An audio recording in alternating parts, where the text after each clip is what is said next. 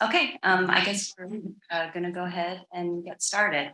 Welcome, folks. I'm going to introduce Omar Dahi. He's the director of the Security in Context project. He's going to give us a few words about that project. They are the co-sponsors of today's event, along with the Institute for Middle East Studies and the Quincy Institute. Hello, everybody. Good morning. It's great to be here. I'm so happy to see all of you in person and online.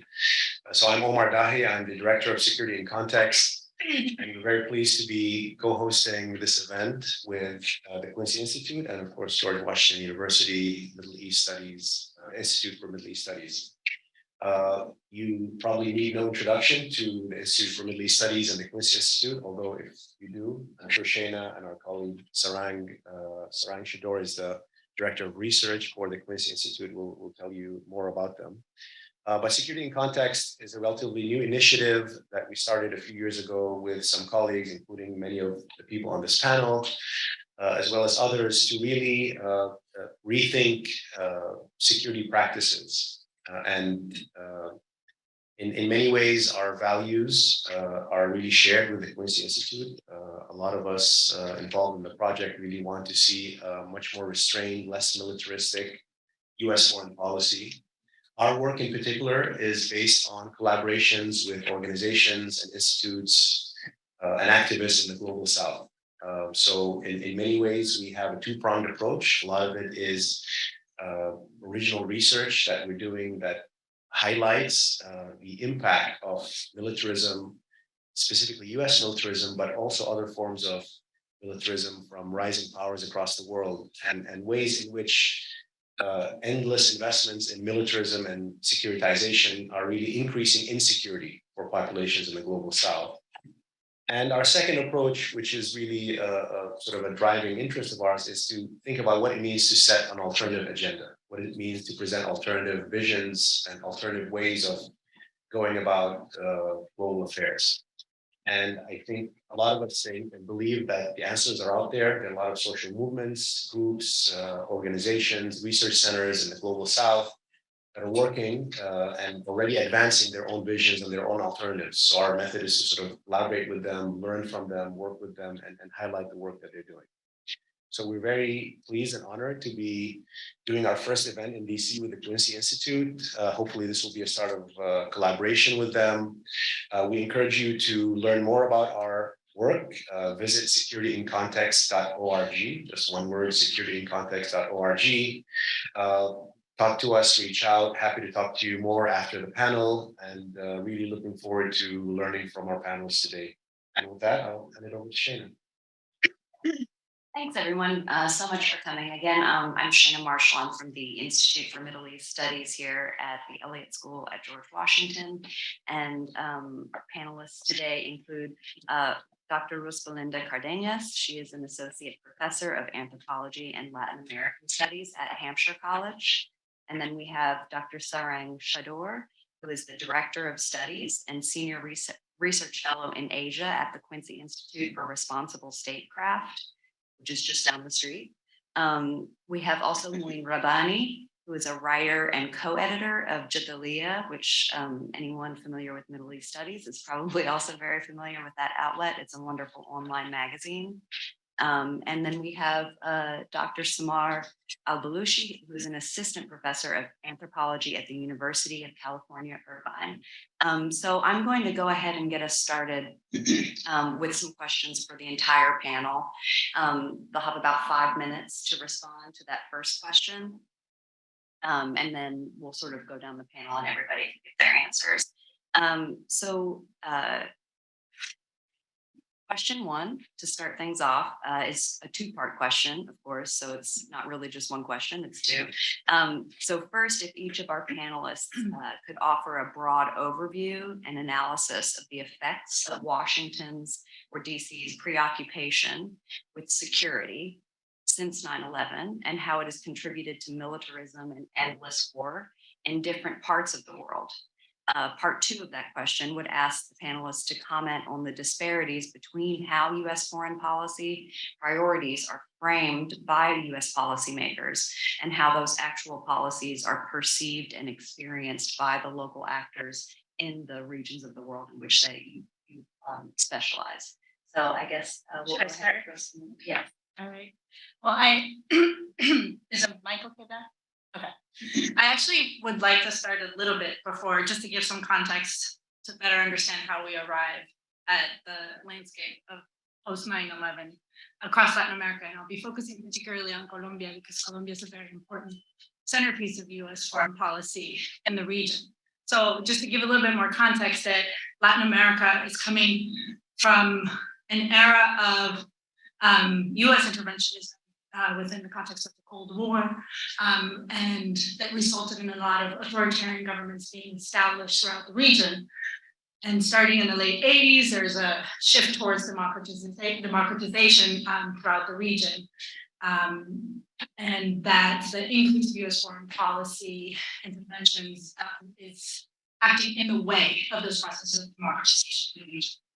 And 9/11 really was articulated, I think, across Latin America, and this is more regional, and I'll go more specifically into Colombia, of course, with the war on drugs. And the primary articulation, it was a very quick response after 9/11 of, I think, a very quick logical shift, right, from thinking about Taliban-funded drug trafficking to FARC-funded cocaine trafficking across the region, and to fund that. And really the centerpiece of that was Plan Colombia, which was between 2000 and 2010, approximately $7 billion were given to me. And Colombia became really the most important outpost of US foreign policy. And it has to do with, I believe it has to do with Colombia's geographical position, its proximity to Venezuela. Of course, in the late 90s, also the rise of what the so-called pink tide across the region, which were more left-leaning governments, and Colombia remaining a primary ally of the United States through that period.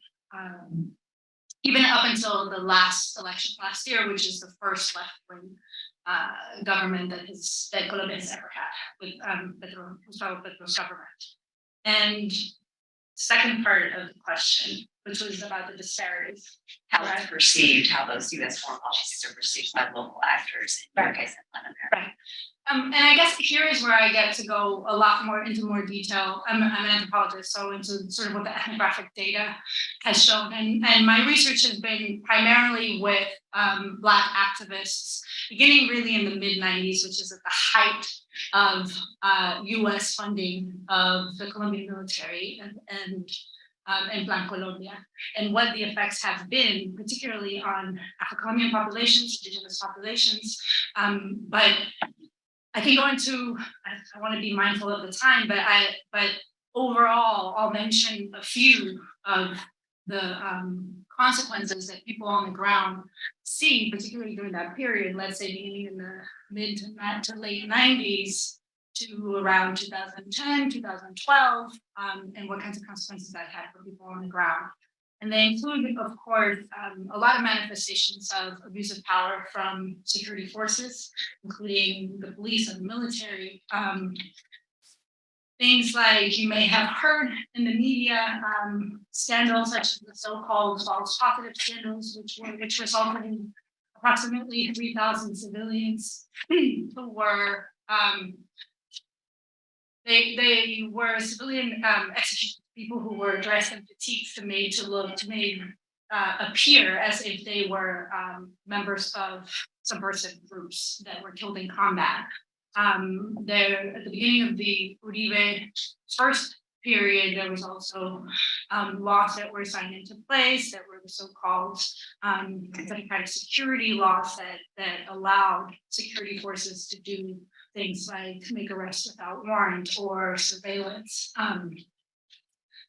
Another major consequence that civilians saw on the ground and that disproportionately affected Black and Indigenous populations was forced displacement.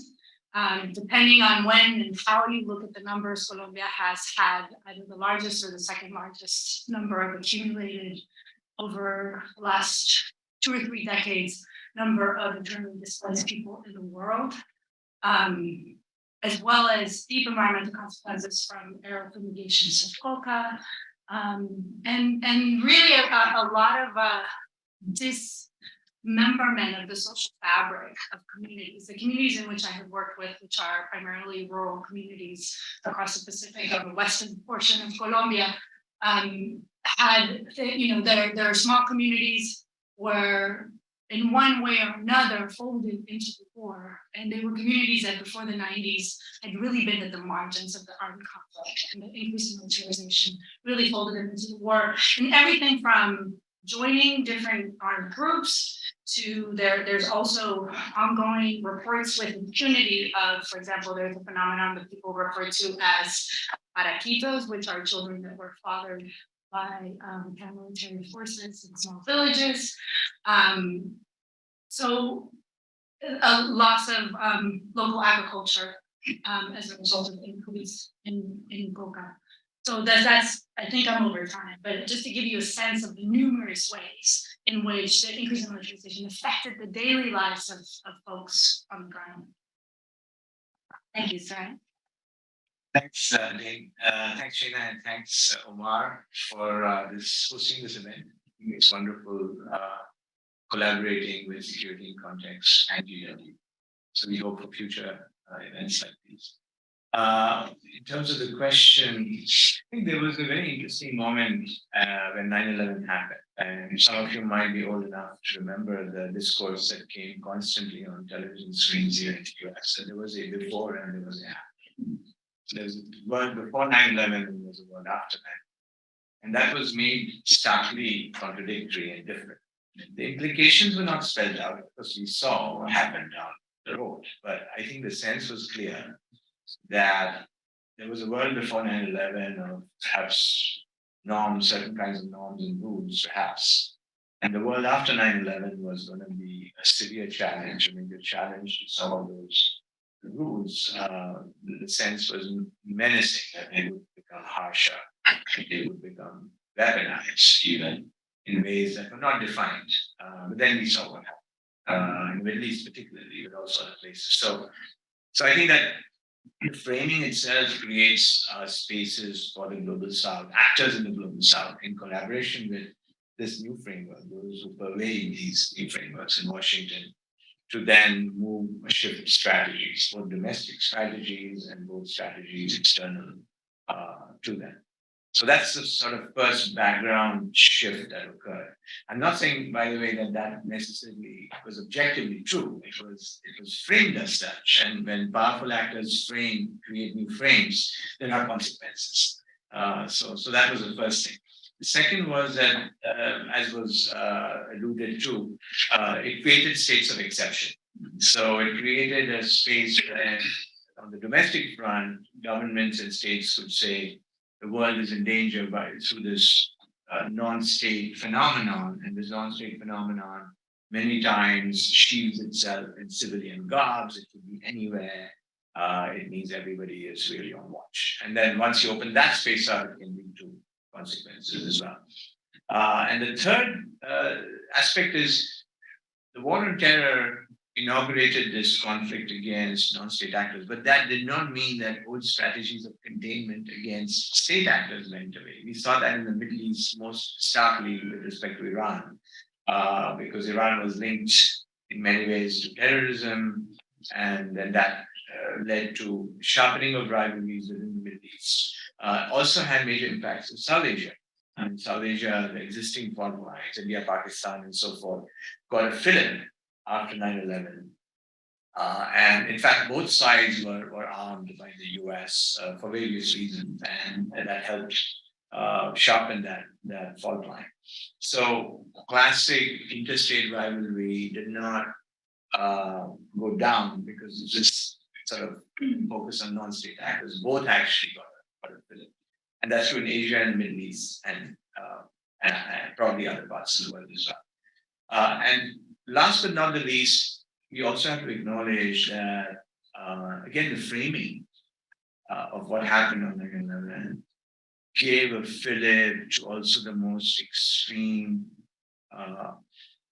let's say, extreme voices in political Islam. So whereas political Islam actually has a very broad tradition in South Asia, for example, which has many different facets. A lot of it is not violent. It was about reclaiming the past and those sorts of nations. And the same in the Philippines, in the South. I mean, now there's been a long conflict between the so-called Moros and the colonial powers, Spain and then the United States, in fact. And however, once you frame it as something like a battle between extremes, and the extreme voices, even in the global South, get a fillip, get encouragement. And you saw that again, Iran, it came out in the Middle East with respect to Iran. So Salafi Takfiri elements of political Islam, which were actually very marginal in the history of political Islam. And in fact, many of them are not violent today. Nevertheless, got some oxygen. So you create conditions by when powerful actors frame something like this, you create conditions for a weaker response by extremists in the global South, which is used to justify a much greater counter response. So the cycle then strengthens. The second part of your question was about how local actors perceived it. Local actors perceived it in different ways. When these macro framings come home to the global South, often they are appropriated by local actors, appropriated by states to suit their own agendas. They never become, the imports are never cleanly imported. There's always some translation of those. So as I said earlier, local actors pursued their own agendas. In some ways, those agendas were strengthened by the fact that there was this war on terror, there was a new securitization discourse. In some parts of the world, though, there's also an interesting, I think, unplanned consequence, which was because the focus was so much on the war on terror. It created space in Asia for regions like Southeast Asia to actually create a new paradigm of growth, say China rising. So what may have been in the absence of 9/11, perhaps a full-blown containment strategy on China, got deflected more towards the Middle East and South Asia. And that creates, again, unplanned, unintended consequence of a continuing rise of China in some form and Southeast Asia being the biggest beneficiary. So not that this is the model of rise, right? But in some ways, it creates a different kind of an Asia. And that now brings us to where we are today, which is this sort of new Cold War against China and so forth, which is its own facet of militarism. I think we can talk about that more later.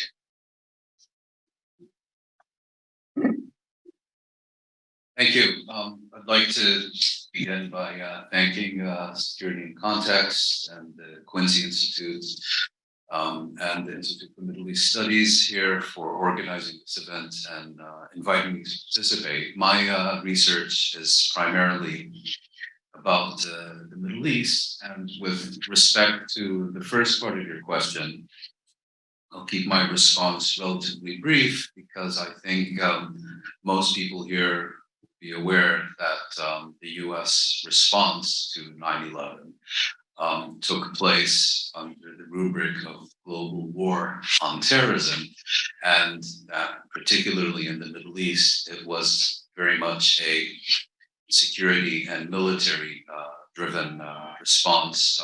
Many of you are probably old enough to remember the invasion and occupation of Iraq. And so it was very much a military and intelligence driven response. And the only additional comment I would add, echoing a little of what Rose said, is that it, of course, had its antecedents in the US approach towards the region, for example, during the Cold War, during the decade preceding 9/11. A good example being refusal to countenance a diplomatic resolution of the Kuwait crisis, 1990, 1991, and so on. And also that this was not just a moment in time. It's been a dynamic process that has continued in the decades since. And we've seen that in US Middle East policy, in both the Middle East and North Africa, Libya, of course, being a good example And I think when we say militarism, we shouldn't limit our analysis to actual shells being launched and armed fighting. It also includes, as you mentioned, the sanctions against Iran, the decade of sanctions that effectively destroyed Iraqi society. Currently, the comprehensive U.S. sanctions against Syria that are creating a very significant crisis in that country. So that would be my response to the first part of your question. With respect to the second part of your question, I think we should take account of the existence of multiple disparities. For example, between how U.S. foreign policy priorities are framed on the one hand, how these and what these policies actually entail in practice on the other, and also between how these priorities are framed and how they are received and perceived within the region. And as a general rule, I would argue that the U.S. has a habit of presenting its foreign policy priorities in the Middle East, among other places, as consisting as a sacrifice of U.S. blood and treasure for the well-being of not only the region, but indeed of the planet as a whole. In contrast to other superpowers, past and present, you don't often hear senior US officials speaking in the language of naked self-interest, as in many other cases. I think the 2003 invasion and occupation of Iraq is a poignant example in this regard. So the US was not engaging in an illegal war of aggression against a sovereign nation in order to effect regime change. No, it was saving the region and indeed the world as a whole from Iraqi weapons of mass destruction. The United States did not oversee the destruction of the Iraqi state and the installation of a sectarian political system in that country. Rather, it gave the Iraqi people the priceless gift of democracy.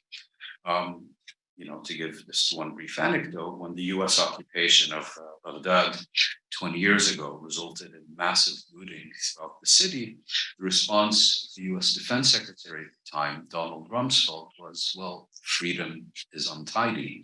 And we have Condoleezza Rice prominently displayed on that pillar, and you'll remember her justification for Iraq being the need to prevent the smoking cloud from being a mushroom cloud, the smoking gun from being a mushroom cloud in 2006 during the Israeli onslaught in Lebanon. She said, well, actually, these are the birth pangs of a new and better Middle East and so on. So I would say, if propaganda consists of deceits promoted by states to persuade allies and adversaries to accept its policies, in the case of the US, it often seems to comprise conceits whose purpose is to confirm its self-perception as a uniquely moral and altruistic actor on the world stage. Another clear example, of course, Israel and Palestine. Washington has convinced itself and expects the rest of us to accept that it is a, quote, honest broker, unquote, that it alone is trusted by the various parties involved to produce peace in the region. Reality, of course, is very different. One party, Israel, is the largest recipient of US foreign assistance since the Second World War.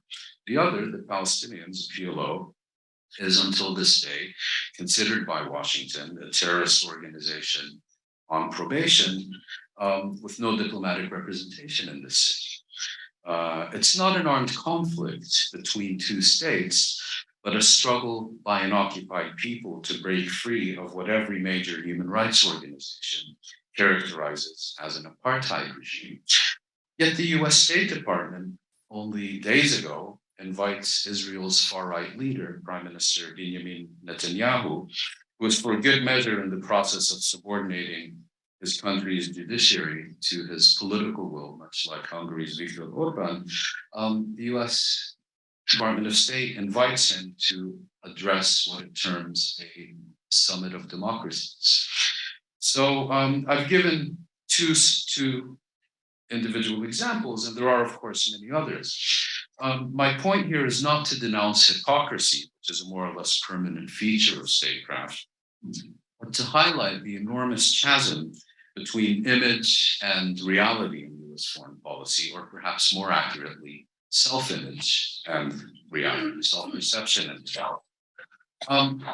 And it's a chasm that's very clearly and broadly recognized within the region, and also not just recognized, but experienced within the region, in part by the direct impact of US policies like military interventions, comprehensive sanctions regimes, and the like, but also recognized and experienced on the basis of those the US chooses to partner with to promote its foreign policy priorities in the region. It's said that you can judge a person by the company he or she keeps. I would say it's equally true of states and governments, who are its closest allies, which governments are the largest recipients of its assistance and the largest clients of its military and security industries, who were the main victims of its sanctions policies. The answers are common knowledge of the region, and perhaps if they were as well known among the American population, there would be less tolerance for that.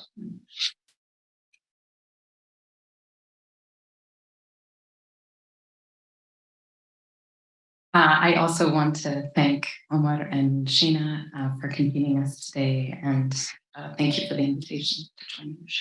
Yeah, A little further away. yeah. Sorry, we tested them. So I'll be speaking about the African context, and I think what Africa presents us with is a slight. It really forces us to wrestle with the idea of 9/11 as a turning point. And I have in mind specifically 1998. Some of you may recall this is when the bombings took place at the US embassies in Nairobi and Dar es Salaam in Kenya and Tanzania, respectively. These bombings were Al-Qaeda took responsibility for the bombings, and this was the first time that Al-Qaeda emerged as a global network that constituted a threat, according to the United States, to the US and its security. And it was in the aftermath of those bombings that the FBI deployed the largest number of its own officials outside of US borders to conduct investigations. And the FBI was working very closely with authorities on the ground in both Kenya and Tanzania to identify suspects. And so the coast of Kenya, which is where I do my research, is where people were most directly affected by police crackdowns, especially in places like Mombasa. The other effect of that post-1998 moment, you also may recall, was President Clinton deciding to bomb a pharmaceutical plant in Khartoum, in Sudan, under the presumption, the stated claim that that pharmaceutical factory was producing chemical weapons. Now, ultimately, there was never any proof of that, but this pharmaceutical factory had been producing the largest number of anti-malarial medicines for Sudan, and so it had a devastating impact for people in the country. So in general, I would say that while the mainstream media was fixated primarily on the Middle East after 9/11, the US was already concerned about security questions in Africa. And one of the unstated concerns was that of resources, and specifically maintaining US access to oil. So you heard US officials in the early 2000s increasingly referring to Africa as a quote unquote threat environment. And since that time, US policymakers, military strategists have regularly invoked narratives about state failure to legitimate external intervention. We've also seen the rise of AFRICOM in the form of the US Military Command for Africa in 2007, which I think reflects the US government's primary reliance on the military to protect its interests in the region. Today, AFRICOM consists of roughly 29 military bases across the continent. These are not officially US bases. They're primarily working with partners on the ground in the region. And since the establishment of AFRICOM, the US has in many ways contributed to the very insecurity that it claims to want to solve, right? And I think the rise of Al-Shabaab in Somalia is perhaps the most poignant example of that. So my comments today will focus primarily on Somalia, Kenya, the East Africa region. And just to give you a bit more background, it was in the early 2000s that the Bush administration specifically singled out Somalia as an area of concern. They believed that Al-Qaeda leaders would find refuge there and use it as a base from which to plan attacks. But the US had no interest in deploying its own troops to the ground. You may recall that in 1993, the US suffered an embarrassing setback when its own troops were killed.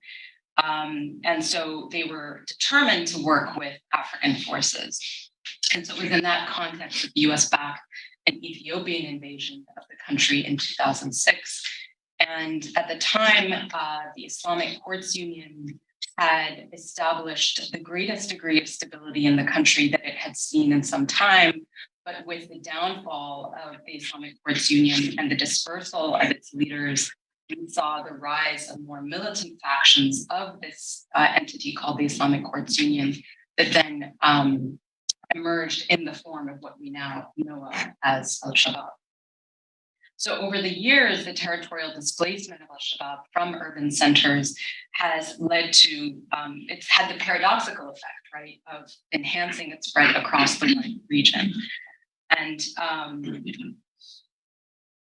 I think there's a tendency in Western media circles to describe the violence of Al-Shabaab in moralizing terms rather than political ones, right? And so this is why it's really important to situate its rise within political and historical context. So over the years, beginning with the Obama administration, but then really reaching new heights under the Trump administration, the US began to conduct drone strikes in Somalia. The height of these drone strikes took place during the Trump era between 2016 and 2019, in which between 900 and 1,000 civilians were killed. AFRICOM has generally avoided taking responsibility and certainly acknowledging the civilian deaths that have come with these drone strikes. Along with the civilian deaths has also been further displacement of people's homes, which many analysts have connected to the rise then in recruitment for Al-Shabaab. One thing I want to mention about the Biden administration, we often hear, we're led to believe, and Biden, when he campaigned, gave the impression that he would be bringing an end to endless wars. In the case of Somalia, he placed temporary restrictions on drone strikes in Somalia. But what we ultimately learned was that Biden decided to maintain the Trump era kind of flexible approach to drone warfare, which effectively has granted the military much more discretionary authority to launch drone strikes than we've seen in other cases and in other contexts. But what the Biden administration has done is kind of dress up its policies in the language of law.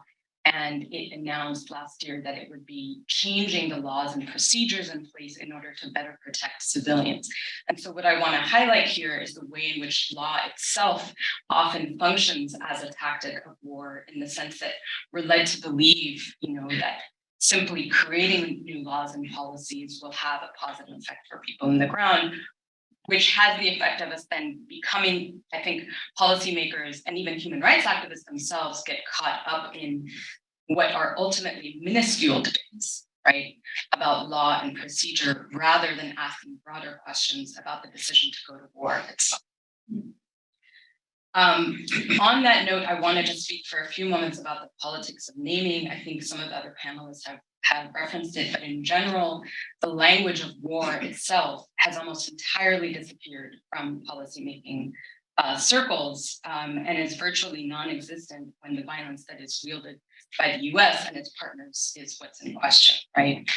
And instead, the vocabulary of war has been replaced by seemingly benign concepts like security sector reform, human security, stabilization.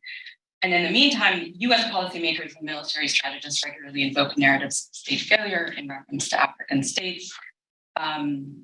And since the war on terror, we've seen narratives of quote unquote, unstable Africa intersect with those focused on violent Islam to produce racialized ideas about place and space. And so the point here is that the power to name has significant implications on understandings of legitimate and illegitimate violence. Just to reflect a little bit more on the effects of these policies for people on the ground, and Mouin was making the point a few moments ago about the kind of company that governments choose to keep. And the US recently hosted a summit to which it invited African leaders in December. One of the leaders that was featured prominently on a panel about security was the president of Somalia, who is a key partner of the US in this longstanding fight against Al-Shabaab. And just months prior to the president coming to Washington for that summit, he had announced what can best be understood. I mean, he himself used this language, a declaration of all-out war on the Somali people, claiming that if they themselves did not remove themselves from territory that is dominated by Al-Shabaab, that they should consider themselves legitimate targets. So, this approach amounts to a form of collective punishment because he's effectively holding the entire population responsible for the actions of a small minority. And given that so many people have already been displaced by drought and war, the assumption that further relocation is even possible shows a callous disregard for the challenges that ordinary people are facing. Most recently, in the last few weeks, Kenya has seen a upsurge in protests. Thousands of people have taken to the streets to protest the rise in the cost of living, primarily in the form of food and fuel. And the response by the government was, one, to ban protest altogether, which is quite remarkable for democracy, and two, a massive police crackdown. And so what we see, again, Kenya is another very important ally of the United States in the war on terror, is that the response to what are, in effect, what are for many people, basic concerns about their daily security is a police response, right? And so this idea that we must always kind of approach these everyday challenges through the lens of risk and threat is deeply concerning. Our next question is actually sort of expands on what Samar was speaking to, which is to ask what degree the states of the global South are emboldened to pursue militarism domestically or even regionally within their near environs. For example, the case of the Ethiopian invasion of Somalia, because of the overwhelming focus of US foreign policy on tools like military equipment transfers that enable those sorts of interventions and the training of security forces in those countries. So to what extent you see that in your areas of focus, in your regional areas of concentration, and then feel free to touch on what are some of the local drivers of militarization in the various parts of the global South that may not have a direct and visible corollary to the United States, but are more sort of an indigenous, I guess, militarization. I actually want to also build on what our panelists were speaking about. I think that this pointing out of a cycle, of a vicious cycle, is very helpful in thinking about that. But I think specifically about Colombia and how that cycle is reproduced, I want to think about at least two things. On the one hand, there is a phenomenon that folks in the region often refer to as the Colombianization of society. So, for example, in Colombia, people speak about the Colombianization of crime and how the heightening of forms of organized crime modus operandi in Colombia have been parallel and reproduced in other parts of the region.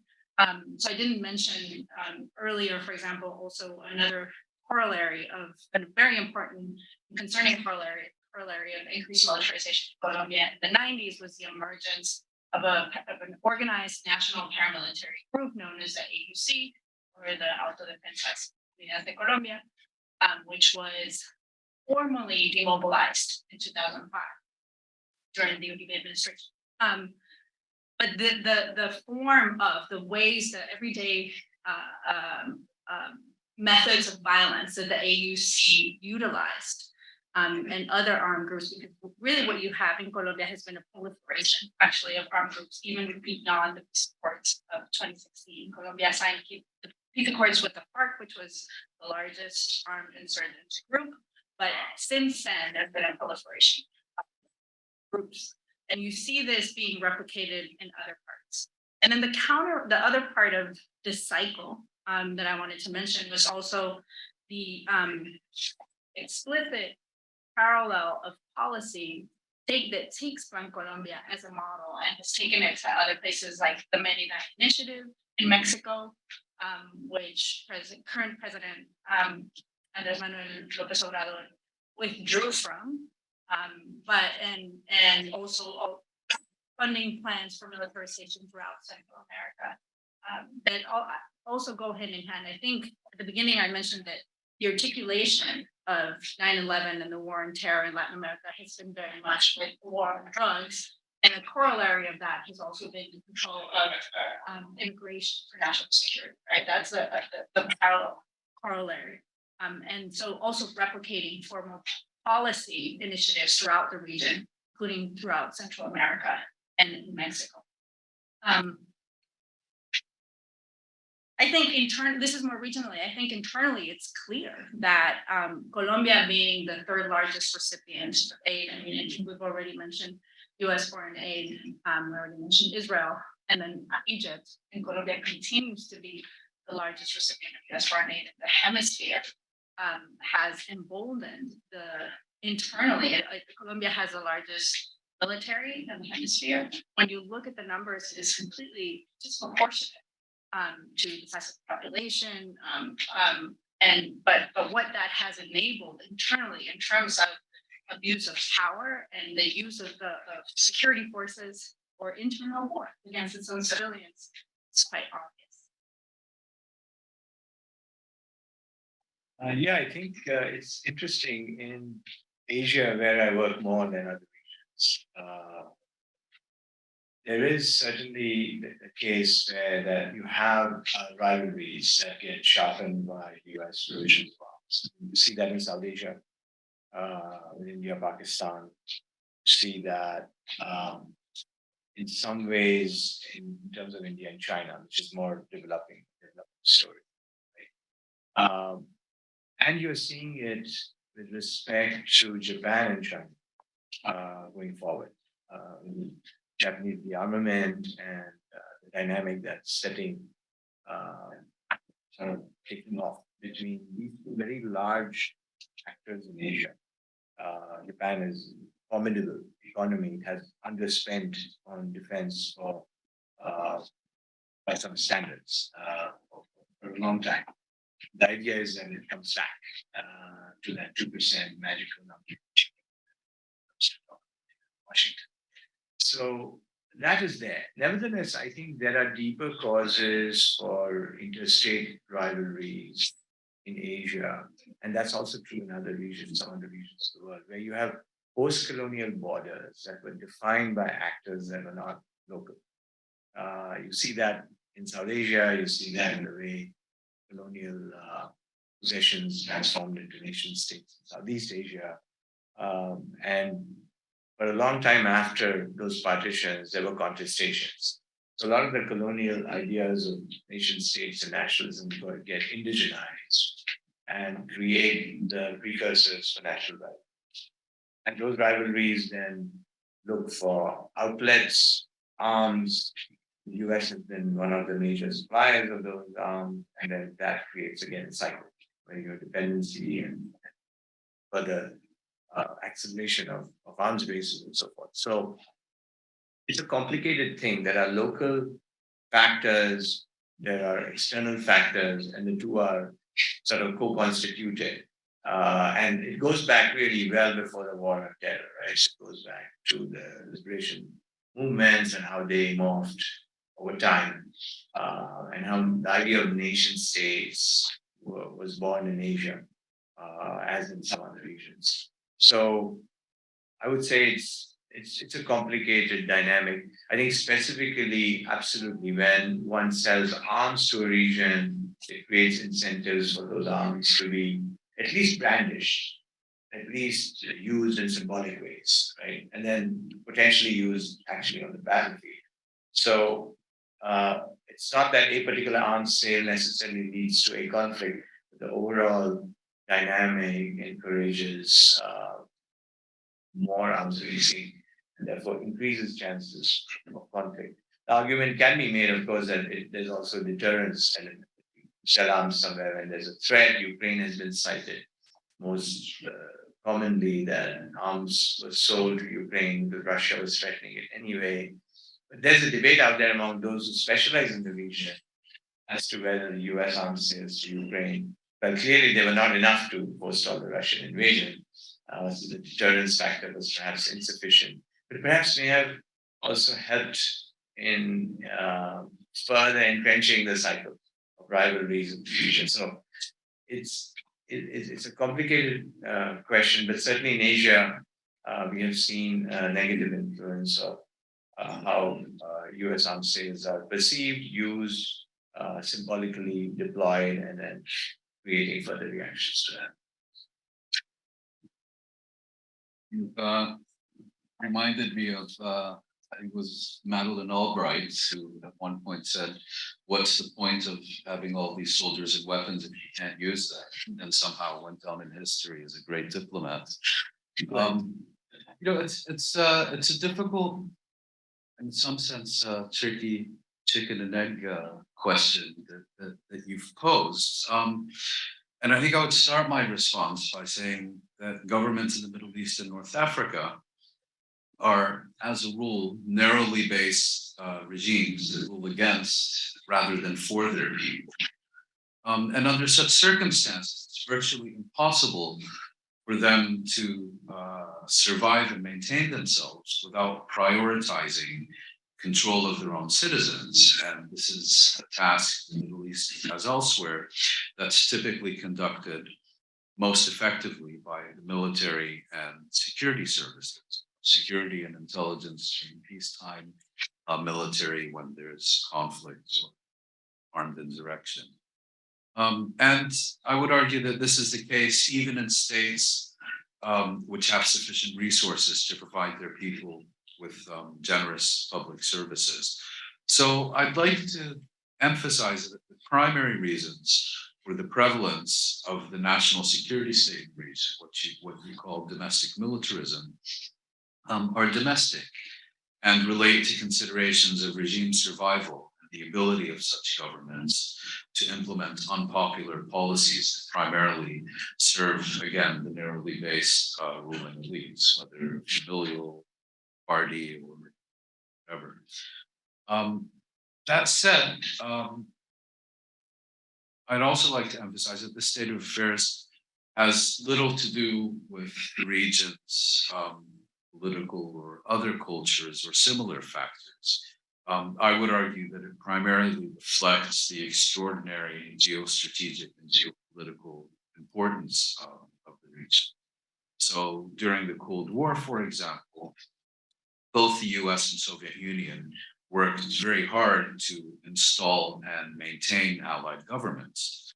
And the knowledge of the region's rulers that they played an important role in the geopolitical considerations of their superpower patrons, of course, emboldened them to deploy their security forces, whether domestically or regionally.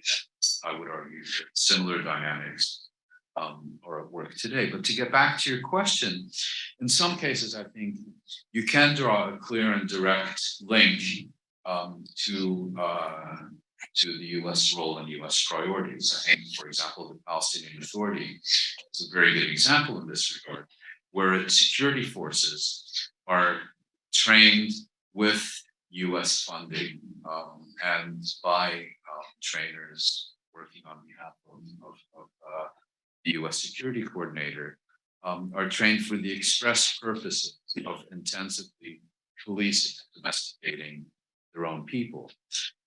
Another example would be the war in Yemen, where massive US military sales to Saudi Arabia and the United Arab Emirates, along with intelligence assistance, clearly has emboldened both these governments to continue prosecuting the war against Yemen in the way that they are doing so.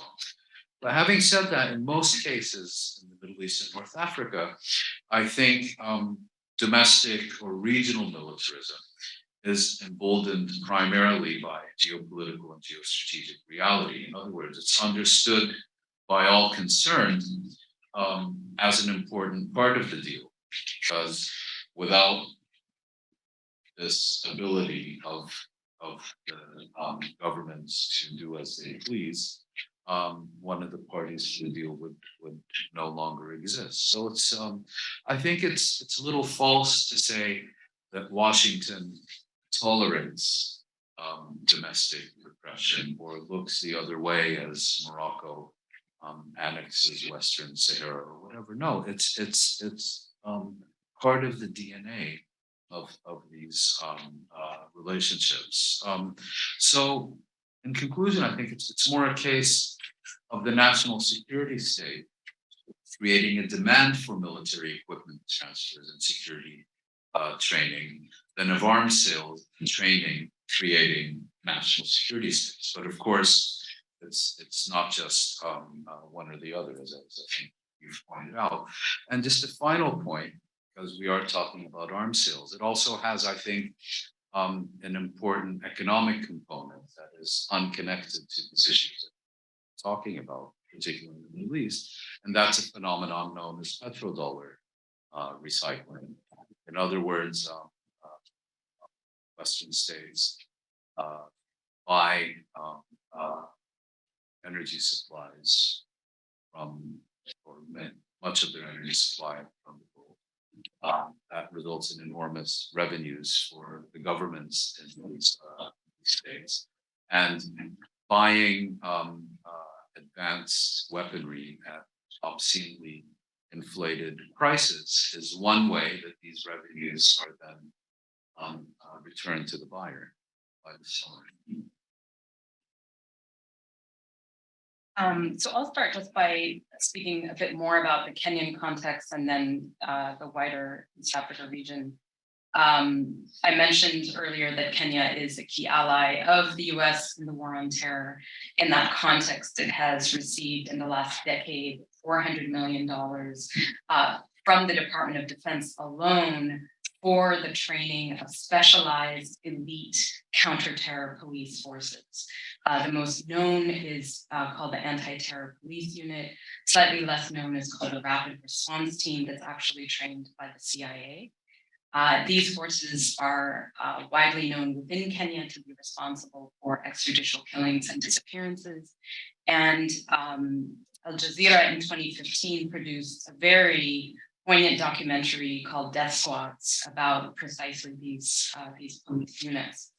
Now, of course, Kenya is hailed as a democratic country. It's hailed as a regional leader in peace and security, and it is able to escape scrutiny for these abuses primarily because of the cover that's provided by its connection to the US, right? Now, in terms of the wider region, I mentioned earlier that the US has relied increasingly on African forces to do the actual fighting on the ground. And so Somalia is a perfect example of that, where we saw the rise of a peacekeeping entity, and this is where the UN comes into play. This peacekeeping entity is called AMISOM. It is composed of troops from 5 different African countries. At its height, there were 22,000 African troops in Somalia. We rarely, if ever, hear anything about the number of troops who were killed. We rarely hear about the abuses committed by those troops. And I think what's important here is that actually these dynamics extend beyond just the US and US foreign policy. What makes possible deployment of these troops to a place like Somalia for 15 plus years of what in effect has been a military occupation, right, is a broader transnational governing order that is championing African militaries as the solution to insecurity on the ground. And so we've seen actually a rhetorical shift away from like kind of thinking of African militaries, pathologizing them as the source of insecurity, and now a shift towards embracing them as the solution to insecurity. And this is where the idea of them being emboldened, I think, is really important, because what has happened in parallel with the deployment of quote unquote peacekeepers to Somalia is 3 governments in the region engaging in unilateral military action in Somalia, again, in the name of in the name of security, right? So Kenya, Ethiopia, and Uganda are all bombing Somalia. They're bombing Somalia. We never hear about this, right, in the mainstream press, let alone the number of civilians who were killed. And in one incident alone in January 2021, the Ugandan forces claimed very openly in their own media that they had killed 189 people, all allegedly Al-Shabaab members. Right. And so again, what distinguishes these states, Kenya, Uganda, and Ethiopia, from the purportedly failed states in which they're operating, is that they're formally speaking functioning democracies, right?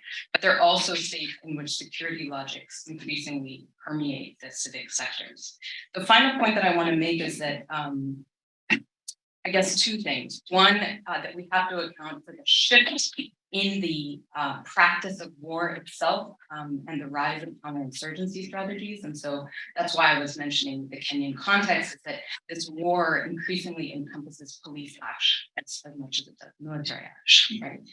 And the second is that I think for those of us in the US who are inclined to be critical of US foreign policy, there's a tendency to focus only on the US government and to lose sight of the growing role and strategic interests of its regional partners. And we often dismiss them as proxy actors, right, that are merely following orders.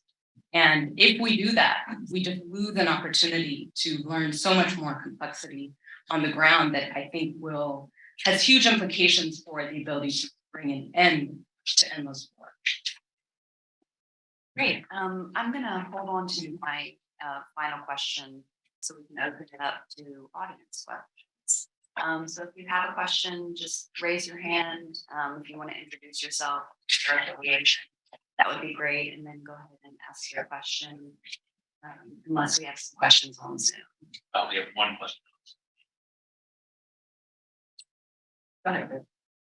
This one comes from the anonymous participant.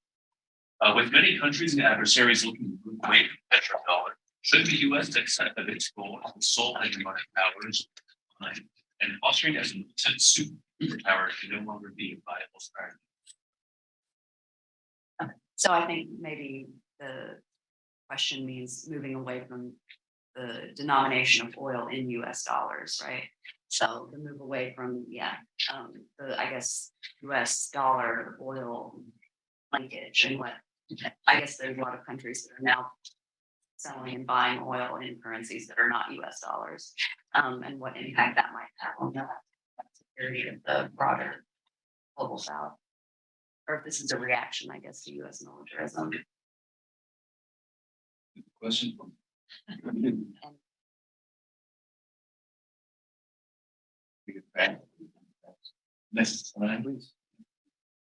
So it's very interesting because this kind of gets to the question of whether we are in a unipolar or multipolar world in a sense. And because if you think about it, US power, it's also US global dominance today can be arguably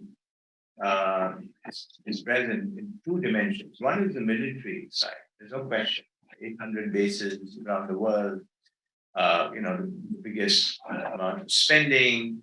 If you add the allies, it's just massive. It just overshadows everyone else by far, any rival today or tomorrow. But the other dimension is finance. The fact that the United States dollar is the reserve currency of predominantly the largest number of countries. The other rivals are distant seconds or third. I think the yuan is just 2 or 3% of in terms of international trade settlements, maybe a bit higher in terms of reserves, but really far behind the dollar. And one of the pillars on which this rests is the trade in oil. That's not the only one. So finance and weapons. And this is what US primacy is today most obviously visible. And in terms of the finance side, we are seeing some cracks. First of all, the global financial crisis did not help. The fact that there's been a very loose monetary policy that has been driven by the Fed, but that creates ripple effects around the world. A lot of global economies are no longer, if they ever were, really autonomous from what happens here in Washington. They have to sort of scramble to make sure that their currencies are competitive and in terms of trade reflect something that works for the economies. They don't get to set the rules of global finance. The United States is working with its European allies that mostly does. So the buzz, and I'm not sure if this is going to happen, but the buzz that the Saudis are looking at settling oil trade in yuan in the Middle East. The buzz, not the buzz, more than the buzz that China and Southeast Asia are working out that use the Chinese currencies. All these are likely not going to change things overnight, but they're a warning sign that the US dominance is getting eroded. And we haven't talked of other dimensions where already we are in a multipolar world, in terms of trade, in terms of development, in building infrastructure, foreign aid, development loans, and so forth. Chinese banks rival, if not overshadow, the Western created institutions. So this worries me because in some sense that means that you have the military side as the only clear place where the United States is dominant. And that creates a perverse kind of a situation. It creates an incentive for the use of the one tool that is unchallenged relative. Now, I'm not saying that that's going to happen, but certainly the structural situation creates a certain pressure for those in this town that feel like maintaining primacy is the be all and end all of US policy, to then in desperation perhaps use that too. And so I would be happier actually if there was an all-round reduction of primacy and multipolarity emerging in a more balanced way. It's not happening in a balanced way. And this has implications for theaters where there are contestations in the United States and rival powers, mainly Asia, China, and in Europe, and Russia. But really that radiates across the world because Africa, you're seeing ricochet effects of that. Are there, we have audience questions? I'll just return to, okay. I was wondering if you could talk a little bit about what's happening in the Middle East between Iran, Saudi Arabia, Syria, and the various, and Turkey, and the various talks about them opening diplomatic relations. If anybody could address it, if you feel that it relates a little bit. Okay.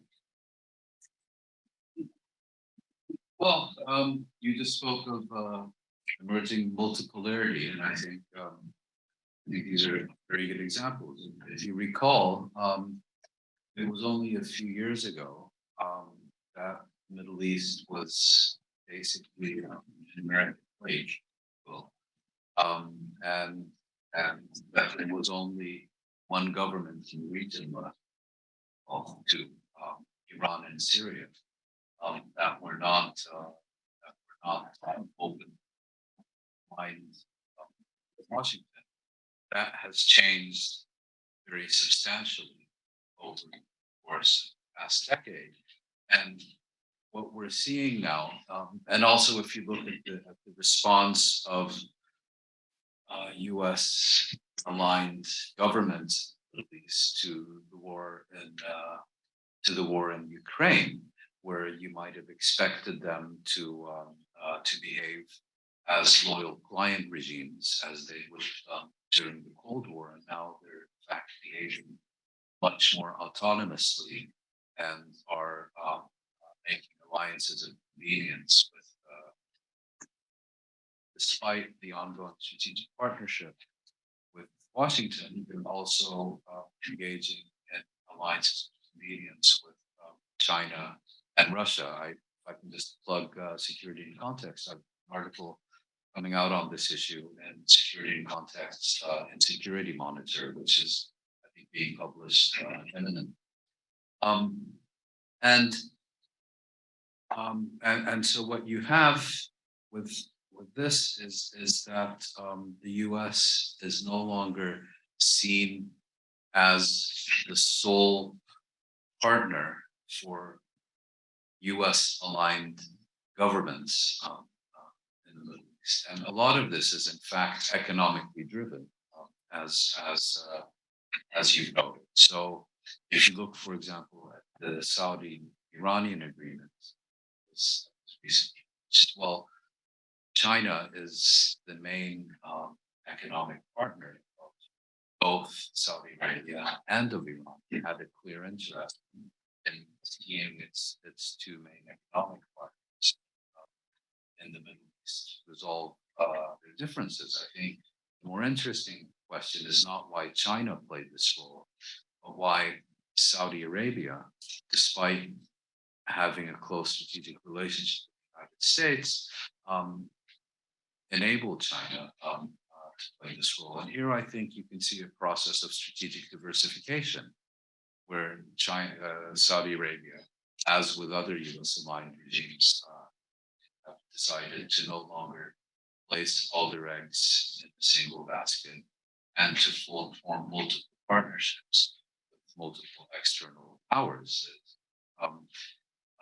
What I find at least is interesting is the recent mobilization reached between Saudi Arabia and Syria, which this one was brokered not by China, but by Moscow,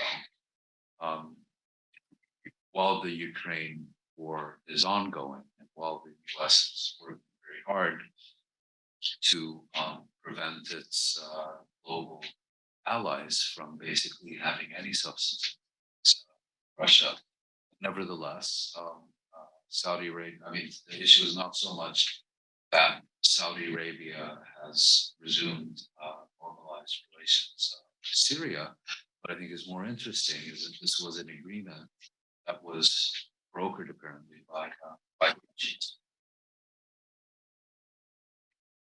that answer your question? It does, and it reminded me to add the other country of the area, Israel. What does this mean for Israel as far as, because I remember I heard about the Abraham Accords. Yes, the grandiloquently termed Abraham Accords, which were basically formalizations of existing relationships, and it was always said that Saudi Arabia would be next. I always had my doubts about that Saudi Arabia would rush into a normalized, would accept normalization with Israel on basically the same terms that these other governments did, for a variety of reasons, significantly having to do with domestic Saudi politics and public opinion, which I think is a much weightier consideration than it happened in Bahrain or in the United Arab Emirates. But I think what you're alluding to is that when the Saudis and the Iranians recently reached their agreement, everyone said, oh, well, that's the end of the possibility of Saudi-Israeli normalization. I think that's exaggerated because I don't necessarily think it's one or the other. United Arab Emirates, for example, has relations with both Israel and Iran. I think Saudi's refusal thus far to formalize its quite extensive relationship with Israel is, I think, primarily a reflection of domestic Saudi factors and of Saudi American relations. And now you have the added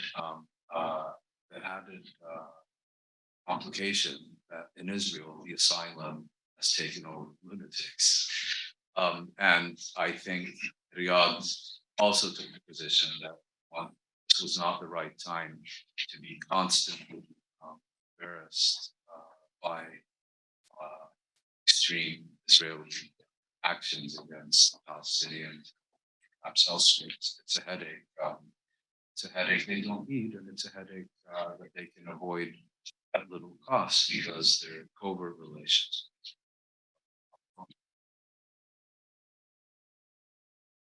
This was the perfect lead into the remaining question that I had actually, which is to bring us to this present moment and ask whether you see shifts in the geopolitical landscape, potentially or particularly in relation to Russia's invasion of Ukraine, that point to the potential for a more multipolar order.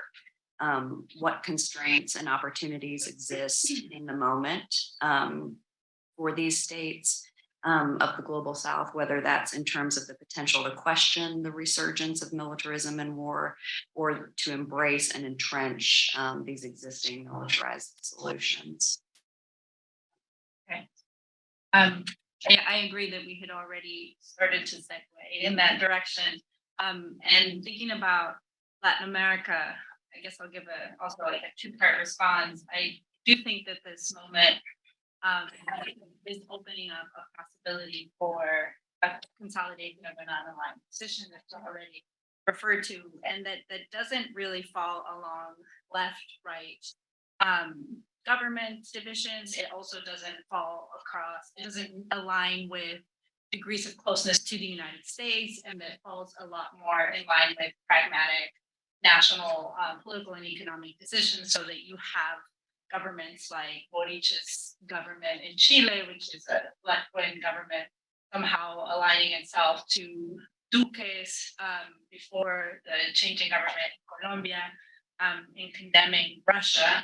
And also then immediately he also made a statement about Palestine, which so it doesn't align with a neat left-right position, or you have there's been a lot of recent changes in government in Latin America. So you have, before the Bolsonaro government, there's a continuation now with his arch rival Lula in the position of maintaining neutrality vis-a-vis the Russian-Ukraine conflict.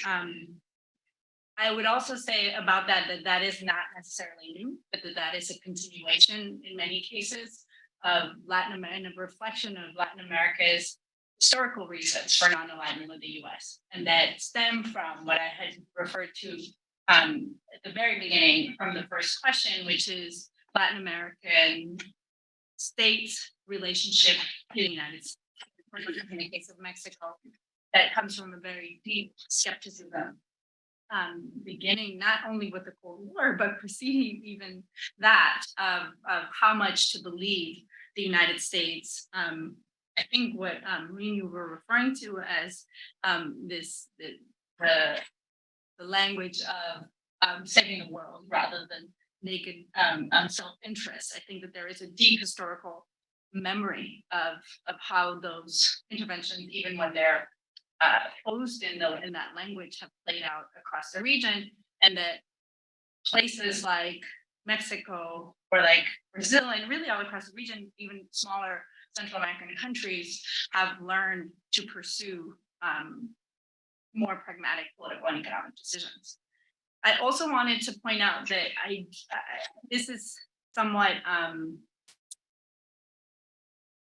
we don't know what's going to happen yet, but I do want to be cautiously optimistic about the change of government in Colombia and what that might bring for the future, not only of Colombia, but of the region, because Colombia has been such a major player in the militarization across Latin America. And that, I guess I'll say a couple things about that. One is that I do think that this is an opportunity.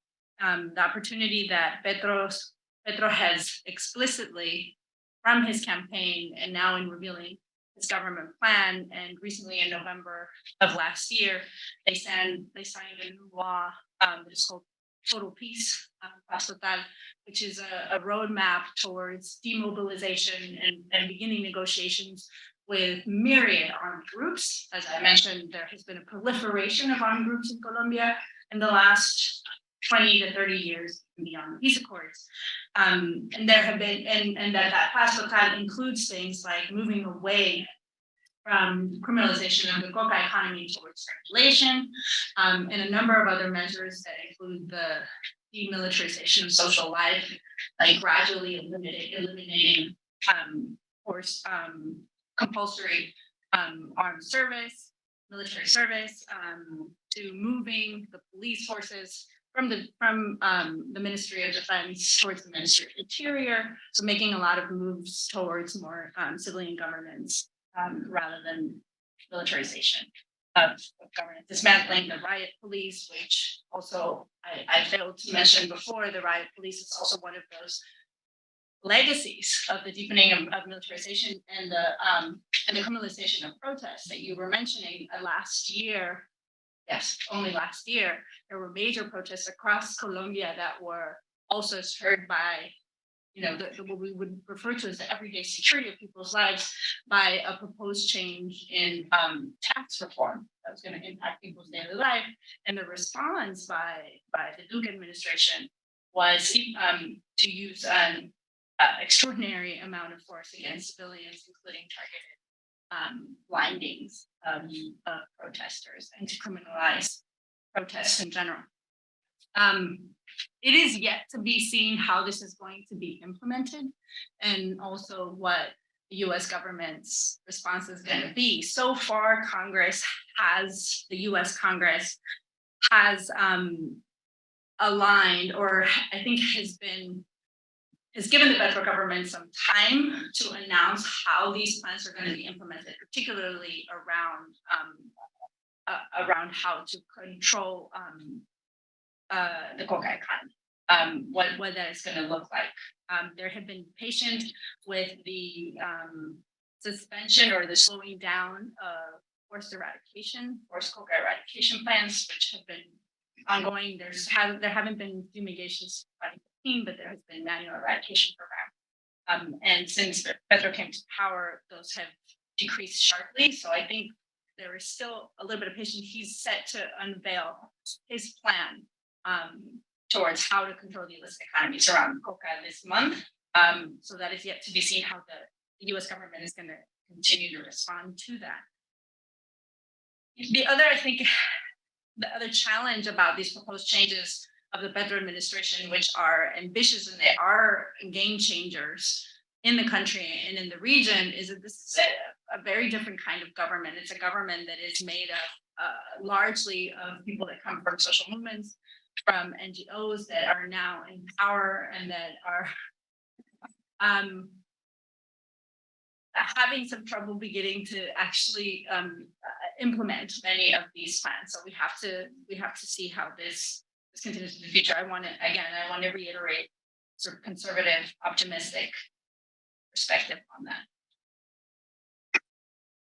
Yeah, I think speak a little bit to whether the Russian invasion of Ukraine, it should be clarified that it was illegal invasion violation. No question about that. But what has it done to multipolarity? So I think the first effect was, most of the effects have actually come from the response to the Russian invasion that has been marshaled in the US and Europe.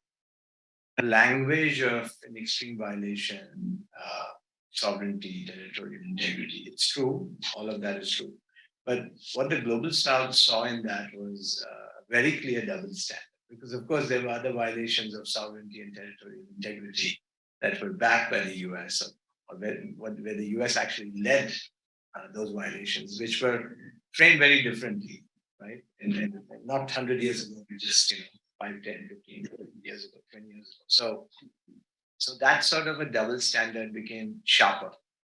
And the Global South said, yes, we vote in the UN, largely said, we vote in the UN to condemn this violation. But that doesn't mean we're going to join the sanctions brigade, because we don't see a consistency in the way this is employed. We see this being used to further interests of power and privacy. And that's not a project that we can sign on, right? So the United States lost the opportunity to talk yet again to the global south in a way that actually was in the spirit of international law, which is to absolutely condemn what happened, but also to say that this is a part of something that we are also implicated, if not directly, in other ways, signal to the global south that perhaps there should be a moment to truly restore the idea of international law, the idea of a genuine rules-based order. I think that opportunity was largely missed. And in Asia, what people see the Ukraine war, as while not agreeing with Russia, most of them say this is looking more and more like a Western civil war. This is not looking like a global battle for to defend values or rules. So from that standpoint, I think it is only accelerating or has accelerated the sense of the global south that we need an autonomous approach to solving our problems. We need to have, as mentioned, multiple partners. We need to leverage other actors for the projects that most global south leaders engage in. While many of them may be corrupt, they may be abusive in many ways, there is a demand among the populations of a catch-up, an economic catch-up with the wealthy world. This is persistently true. Some states have done it better than others, so this is a refrain. And the other demand is that we need more of a voice. We need more of a voice in the way the world is being run. It cannot be just arrogated to the same old P5s of the UN or just Washington or London or former colonial powers. This has to change. And so I see a new type of non-alignment, different in some ways from the old, I think more promising than the old, where the global south is not necessarily going to the UN with a very fixed agenda, but is playing it in multiple ways, in diverse ways. The Saudis are doing it in a certain way, the Southeast Asians have a certain model, Latin Americans will, but in doing so, they all add up to greater than the sum of the parts, I think. And we will see a more sustained non-alignment. And the United States must take note of this. The US is to flourish in this new world, it has to change its strategy. Otherwise, it's going to be the biggest loser. And nobody really wants to see the US decline in absolute terms. Rather, we would like to see the US change and prosper along with the rest of the world, so that we have a common global sense of prosperity and a virtuous cycle that emerges from it. Well, we began this discussion with reference to 9/11 and how that was presented as a transformational moment. And even though several panelists pointed out that it wasn't as transformational as it may appear, you'll remember at the time the Bush administration came out with a statement that you're either with us or with the terrorists. And overwhelmingly, world responded on that basis and met U.S. priorities. I think the distinction with Ukraine has been quite striking because here again, the West generally, and certainly the United States, has sought to present the Ukraine war as another transformational moment in international relations. Again, without in any way doubting the illegalities of the Russian invasion. But this time, I think you'll see that many in the world have responded to it, as you mentioned, that this is kind of an intra Western affair, and we prefer not to become part of it. And I think this, in a way, reflects the decline of unipolarity driven by US hyperpower. You mentioned non-alignment; others, particularly in South Asia, have referred to it as multi-alignment. Yes. And I think that's what we're beginning to see, and certainly that has been the dynamic. I'm mindful of time, so I'll be brief. I think that I share some of the kind of conservative optimism that has been articulated, and I say that because a year ago, it was almost exactly a year ago that the UN General Assembly vote took place around the decision to condemn Russia for its actions in Ukraine, and the US at the time, I think, was quite shocked by the number of global South states that decided to abstain in that vote. African states constituted at least 17 of those states that abstained, and they were a number of them were vocal in the basis on which they abstained and pointed out the hypocrisy that was at play in the sense that the US was, making all of these invocations about a rules-based order, knowing, as the global South states pointed out, that the US itself has violated these very norms itself. Now, I think what's important here is that it's tempting to get carried away with the symbolic forms of pushback and the symbolic forms of resistance in the form of those votes at the UN, in the form of calls for adding a seat to the UN Security Council, adding a seat for the African Union to the G7, for example. But in the meantime, we have the very, very practical dilemmas that many of these states face, especially when it comes to economic policy and the IMF and the World Bank. And the reality is, in the past year, that the food shortages precipitated by the Russia-Ukraine war have been devastating, right, for most people across the global South. And so what I think we're going to continue to see is what the Malawian scholar refers to as choiceless democracies across much of the global South, where the leaders themselves ultimately have very little power to address the needs of their people. Wonderful. I'd like to thank the panelists so much for your insights, and thank you, everyone, and thank you to the audience on Zoom. I would like to plug the Institute for Middle East Studies annual conference, which will be on April 28th here also, on imaginary divides and trying to transgress that separation between the Middle East and Africa and think about all of the intersections that go on there, and to sort of complicate that understanding. Lots of great academics from all over the US and some from Europe. So that will be an all-day affair, and include lunch also. So we'll see you here on April 28th, hopefully. And thanks once more. Yeah.